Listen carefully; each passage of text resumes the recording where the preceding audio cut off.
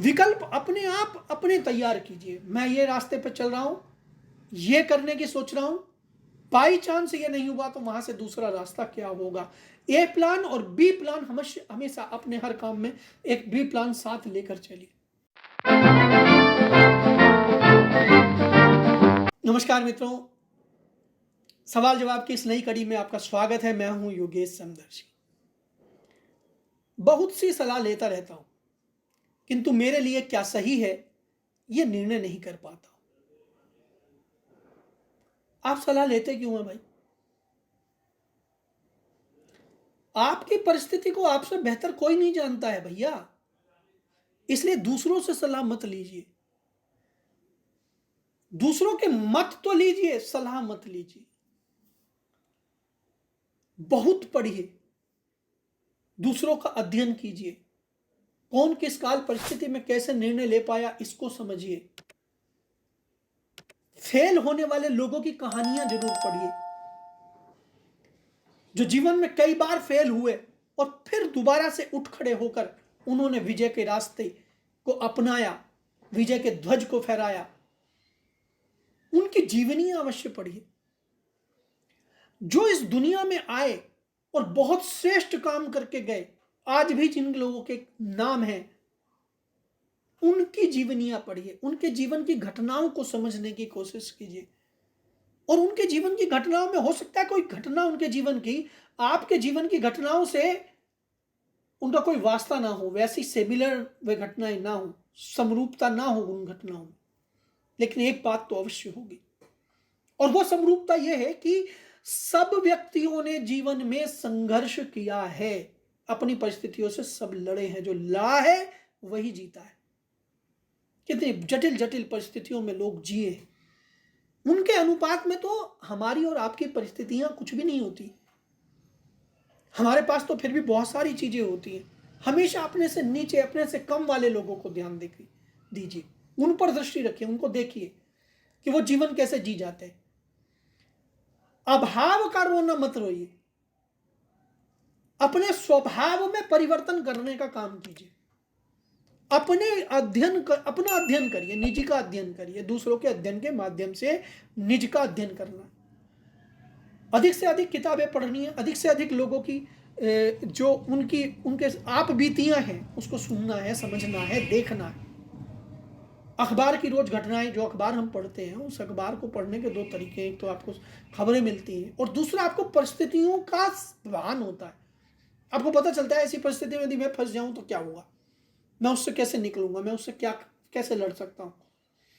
इन सारे रास्तों को निकालने की स्थिति आपकी आएगी जब आप अपना दर्शन बड़ा करेंगे। आप इस देखना शुरू करिए, सबको देखिए, समझिए, कूल रहिए।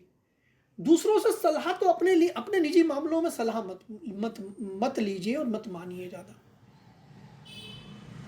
विकल्प अपने आप अपने तैयार कीजिए। मैं ये रास्ते पर चल रहा हूं, ये करने की सोच रहा हूं, बाई चांस ये नहीं हुआ तो वहां से दूसरा रास्ता क्या होगा।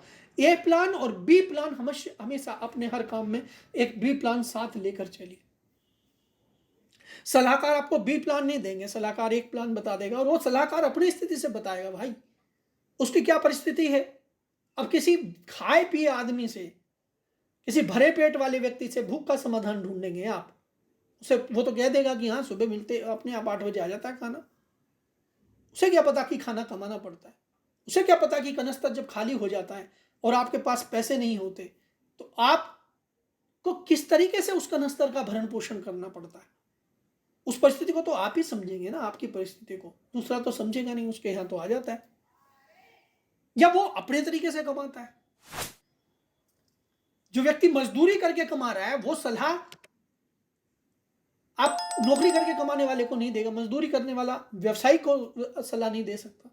हर व्यक्ति की परिस्थिति अलग है। हाँ, सुझाव दे सकता है, कुछ अपनी उदाहरण दे सकता है। आपके चारों तरफ उदाहरण बिखरे पड़े हैं, समाज में उदाहरण बिखरे पड़े हैं, आप वहां से उदाहरण ले सकते हैं, लेकिन सलाह किसी की भी आपको काम नहीं आने वाली।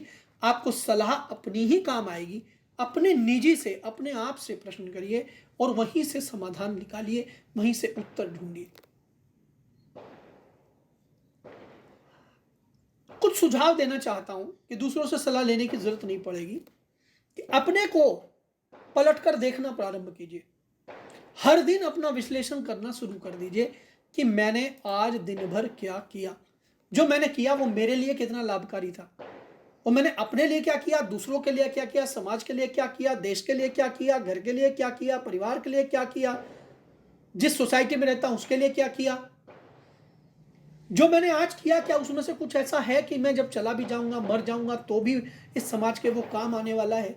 क्या मैं कुछ रचनात्मक कर पाया, क्या मैं सृजनात्मक कर पाया, क्या मैं कुछ ऐसा विशेष करके जाना चाहता हूं या जाऊंगा जिसका बाद में दुनिया उपयोग कर सकती है। आपने सहयोगी भावना से दूसरों के लिए या पूरी प्रकृति के लिए आपने क्या किया? जैसे एक पेड़ है, प्रकृति में खड़ा हो गया, तो वो क्या कर रहा है? इस प्रकृति को मिनिमम एक पेड़ इतना तो दे ही रहा है ना, ऑक्सीजन तो दे ही रहा है ना। इस प्रकृति में से कार्बन डाइऑक्साइड ले रहा है और ऑक्सीजन दे रहा है। उस ऑक्सीजन को जब पेड़ दे रहा है, उसका कहीं उसके पास कोई गिनती नहीं है, उसके कहीं वो उसके सिलेंडर नहीं भर रहा है और ना उसके कोई बिल कटने। लेकिन जो पेड़ ऑक्सीजन दे रहा है, उस पेड़ से कितने जीव जंतुओं का, कितने मानवों का, कितनी सभ्यता का भला हो रहा है, इसे समझ लीजिए। तो इसी तरह प्रकृति ने आपको जीवन दिया है, तो आप जीवन में इस प्रकृति को लौटा क्या रहे हैं, आप लौटा के क्या जाएंगे, यह भी सोचना पड़ेगा आपको।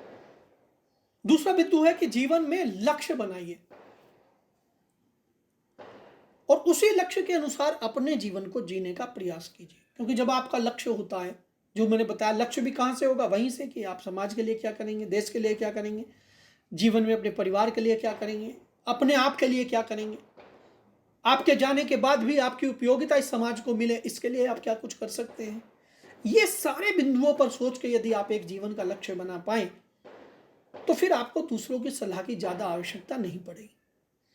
बड़े लक्ष्य बनाएं और अपनी सामर्थ्य के अनुसार लक्ष्य बनाएं। तीसरा बिंदु ये है, लक्ष्य अवश्य बनाएं और दूसरों से प्रेरित होकर, दूसरों को करता हुआ देख के उससे प्रेरित होकर आप उसके फॉलोअर बन सकते हैं।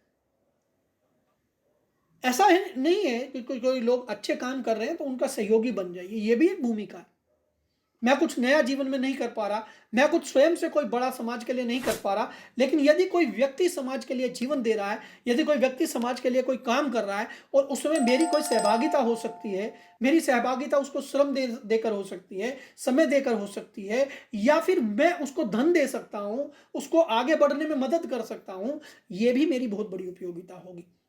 हो सकता है कि यह मेरी उपयोगिता कहीं चिन्हित ना हो, लेकिन दुनिया में जितने बड़े बड़े काम हुए हैं, उनमें उन लोगों ने, जिन लोगों ने उस काम को करने के लिए धन दिया है, उनकी इस प्रकृति में वो चिन्हित है, वो वहां रेखांकित होते हैं। हमारे पश्चिम उत्तर प्रदेश में कल्याण देव जी, स्वामी कल्याण देव जी हुए हैं, उन्होंने बहुत सारे गांवों में शिक्षण संस्थानों की एक बहुत बड़ी चेन खड़ी की थी। आज भी वहां बहुत सारे विद्यालय कल्याण देव जी के द्वारा स्थापित किए हुए हैं। बहुत गांवों में, इंटीरियर गांवों में, जहां शिक्षा का कोई भी नामो निशान नहीं था, वहां जाकर उन्होंने बहुत सारे विद्यालय प्रारंभ किए थे।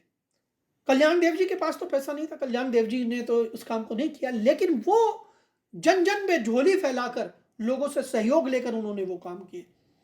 तो बेशक आज उस सारा काम का श्रेय कल्याण देव जी को जाता है, लेकिन जिन्होंने उस यज्ञ में आहुतियां दी, जिन्होंने तन दिया, धन दिया, मन दिया, जन सहयोग दिया, उनको इस प्रकृति में और इस पूरे क्रम में, इस पूरे क्रम में वो भी रेखांकित किए जाते हैं लोग, और प्रकृति करती है, आदमी के बस की नहीं है। आप कहीं संविधान या इस देश की संस्थाएं पद्मश्री सबको नहीं देती, लेकिन ये प्रकृति पद्मश्री आपको जरूर देगी। इस जीवन का क्रिया आपको अगले जीवन में मिलना है, ऐसा तो शास्त्र कहते हैं, ऐसा तो हमारे यहाँ की सनातन परंपरा कहती है। तो आप अपने सदकर्मों का रास्ता चुनिए, आप अपनी भूमिका सहयोगी की भूमिका बनाए। आपको लगता है कि यह व्यक्ति मेरे मन का काम कर रहा है और मैं तो भैया अपने जीव जगत में, अपने परिवार में, अपनी दैनिक दिनचर्या में लगा हुआ हूं, मैं इस जैसा काम तो मैं करना चाहता हूं, लेकिन मैं कर नहीं पा रहा हूं, मैं तो अपना घर, बच्चे, परिवार संभाल रहा हूं। तो आप उसको पैसा दे सकते हैं, आप उसमें सहभागी बन सकते हैं कि ठीक है साहब, आप कर रहे हैं, आप करिए और ये मेरी तरफ से मेरा सहयोग है आपके इस काम में। यदि आप इतना भी करेंगे तो भी आपकी भूमिका तय हो रही है, तब भी आपका जो जीवट है, आपकी आत्मा को तो पता चल रहा है ना, आप आत्मीय काम कर रहे हैं। किताबें पढ़िए, चौथा पॉइंट है कि किताबें पढ़िए, दूसरों के से सीखिए, अपनी परिस्थिति पर, उन दूसरों की स्थिति को अपनी परिस्थिति पर लागू करके देखिए। जटिल से जटिल परिस्थितियों में लोगों को फंसे हुए देखिए और उसमें अपने आप को देखिए कि यदि ये हमें मैं होता तो मैं क्या कर रहा होता। इस तरह से फिर आपको ज्यादा सुझावों की जरूरत नहीं पड़ेगी। और पांचवा और अंतिम सुझाव है कि खुद में जीना सीखना पड़ेगा, खुद से। मैं जैसा हूं ना, मुझे जो जैसा जीवन मिला है ये मुझे ही मिला है इकलौता। आपको, मेरे भाई को भी वैसा जीवन नहीं मिला, मेरी बहन को भी वैसा जीवन नहीं मिला। बेशक हम एक परिवार में जन्मे, लेकिन उसकी सोच, उसका समझ, उसके तरीका, उसका चीजों को देखने का तरीका, उसके इमोशंस, ये सब अलग है।